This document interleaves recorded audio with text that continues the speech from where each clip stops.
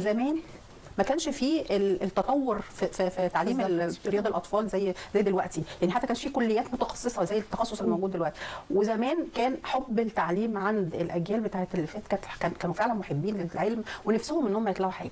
العكس تماما دلوقتي. الفجوه فين؟ المشكله فين؟ المثيرات الحياتيه اللي كانت حوالينا زمان غير المثيرات الحياتيه اللي حوالين الطفل دلوقتي. تمام. انت زمان كان عندك مثلا مثير او اتنين بس، لكن دلوقتي في كذا مثير حواليكي، من تلفزيون، من لابتوب، من موبايل، من تابلت. انت الطفل قدامه تاب وقدامه موبايل وقدامه تلفزيون وفي لابتوب. دي 4 مثيرات لوحدها. في بجانب النادي، بجانب نادي، بجانب خروجات، بجانب بقى في حاجات ترفيهيه كتيره قوي، بجانب مشاكل ماما، بجانب مشاكل بابا، بجانب تيتا، بجانب جده، بجانب الاهل اللي بيبقوا متدخلين في حياه بجانب المقارنات بين الاطفال وبعض. يعني دلوقتي ما فيش تيتا وجده يسمحوا لماما وبابا